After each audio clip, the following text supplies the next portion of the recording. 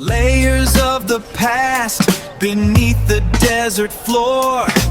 We're finding keys to unlock every ancient door. Digging through the clay to see what's real. The silence speaks. We're breaking every seal. Unearthing the Bible. Today, we are opening a deeply fascinating historical case file. Our objective is to rigorously examine the cross-disciplinary evidence for a figure who profoundly shaped human history, Jesus of Nazareth. We're going to approach this investigation not as a matter of theological belief, but with clinical, forensic precision. We'll be evaluating the secular, textual, and material evidence that actually survives from the ancient world. To set the academic baseline for our investigation, we have to start here. This is from Bart D. Ehrman, a highly prominent agnostic scholar and a very public critic of traditional Christianity. He states, quite simply, the view that Jesus existed is held by virtually every expert on the planet. And that right there is the consensus of mainstream ancient historians and classicists. Our goal today is to look at the raw data and understand exactly what evidence compels this nearly universal scholarly agreement. To do that, we'll systematically work through 6 areas: history versus theology, the Greco-Roman sources, the Jewish historical record, early Christian documents, archaeological evidence, and finally, the academic consensus. Let's start by defining our terms. Part 1. History versus theology. It's absolutely crucial to understand that historical inquiry has strict boundaries. The historical question asks, did a person named Yeshua actually live in first-century Judea, gather followers, and die by crucifixion under Roman authority?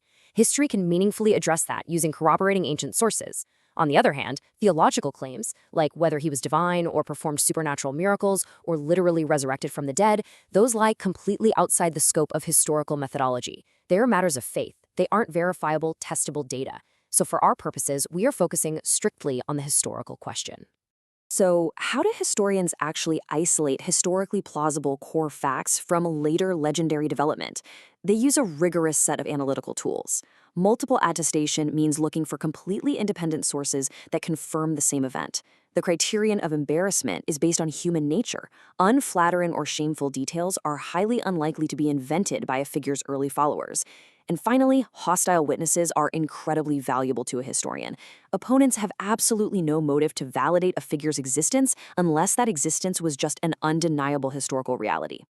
Moving to our second area, the Greco-Roman historical sources. This brings us to a massively important piece of forensic evidence. Publius Cornelius Tacitus was a Roman senator and widely considered one of the ancient world's most meticulous prose historians. Writing around 116 CE, he documented Emperor Nero's persecution of Christians. And Tacitus explicitly records that Christos, the founder of the movement, was executed by Pontius Pilate during the reign of Tiberius. Mainstream historians universally accept this passage as authentic. Why? Well, first, Tacitus is a textbook hostile witness.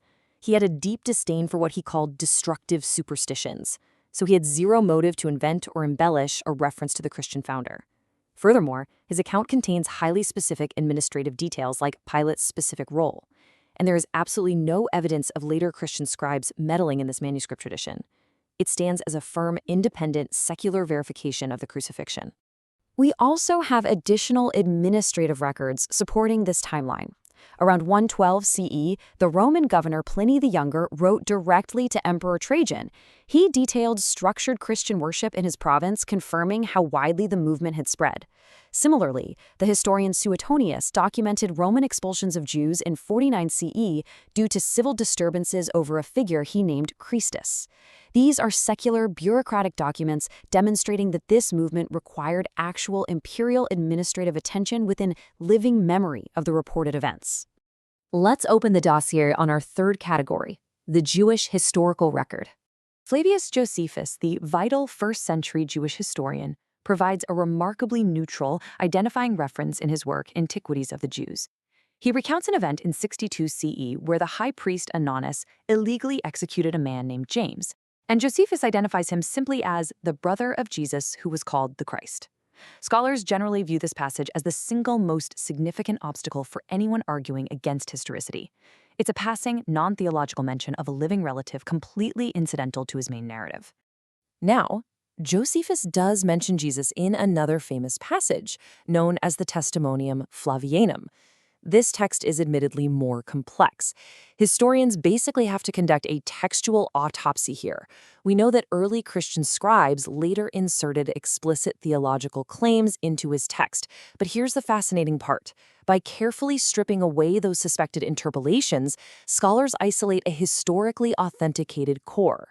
Recent stylometric analysis, which is a computerized statistical analysis of authorial style, confirms that the remaining core text perfectly matches Josephus's exact, distinct writing style. We find further Jewish evidence in the Babylonian Talmud. Tractate Sanhedrin 43a records the execution of Yeshu on the eve of Passover, formally accusing him of sorcery and leading Israel astray. Again, this is the very definition of a hostile witness. The rabbinic tradition fiercely attacked his character, framing his recorded deeds as dark magic, but crucially, they never denied his historical existence. If denying his existence had been a viable argument at the time, ancient opponents absolutely would have used it. Section 4. Early Christian Documents. When we look at these texts as ancient literary evidence, proximity to the event is paramount. The letters of Paul of Tarsus provide an incredibly tight historical timeline. The crucifixion is dated roughly to 30 to 33 CE. Paul explicitly records that within just 3 to 5 years of that, he traveled to Jerusalem and personally met James, the brother of Jesus. We are not talking about decades or centuries of mythological development here. This is documentation practically concurrent with the era. When examining the gospel accounts strictly as historical biographies, we apply that criterion of embarrassment we talked about earlier.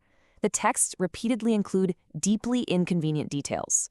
Jesus is baptized by John, which implies a kind of subordination. His own hand-picked disciples constantly misunderstand him, and when things get bad, they deny him and flee.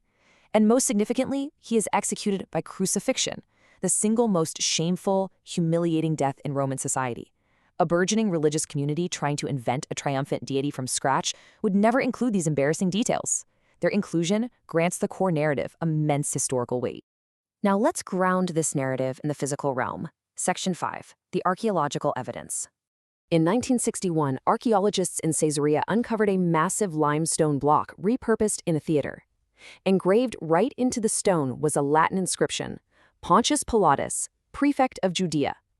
This monumental artifact physically placed Pontius Pilate exactly where and exactly when the ancient narrative texts claimed he governed.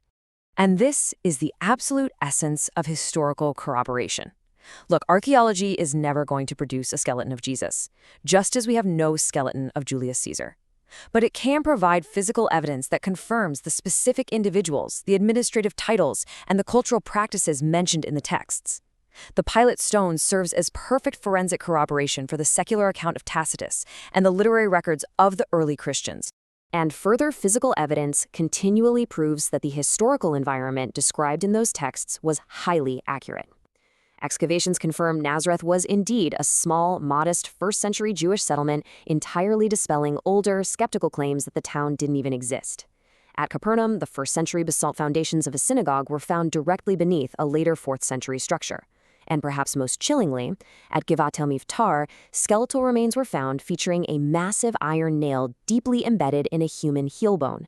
This definitively confirmed Roman crucifixion practices, matching the exact forensic descriptions found in our ancient texts. Which brings us to our final synthesis, Section 6, the academic consensus. It's important we summarize the final verdict with a very clear boundary regarding what the secular evidence firmly proves. History establishes that Yeshua existed in first-century Palestine. It establishes he was baptized, gathered followers, was crucified under Pontius Pilate, and that his brother James led the early Jerusalem church. However, history cannot establish whether he was divine, the actual source of his miracles, or the theology of a literal, physical resurrection. There remains a fundamental, unbridgeable difference between verifiable history and religious faith. But methodically speaking, this accumulated data completely dismantles mythicism, that extreme minority position arguing Jesus never existed at all. The historical evidence simply overpowers it. Paul's first-hand documented meeting with a man's own brother is nearly insurmountable. Josephus's authentic, non-theological references require a historical figure, and the total absence of ancient denial from hostile Jewish and pagan sources creates a deafening silence. As we've seen, ancient critics fiercely attacked his character, but they never attacked his existence. Which leaves us with a final, historically verifiable observation. Through an unprecedented convergence of Roman records, Jewish histories, early literary documents, and physical archaeology, the existence of Jesus is a matter of broad academic consensus, entirely distinct from any religious framework. So the question that remains, completely stripped of all theology, is a profound one. How did a marginalized peasant, executed in a humiliating fashion in an obscure Roman province, manage to leave an undeniable, historically verified footprint that ultimately changed the entire world?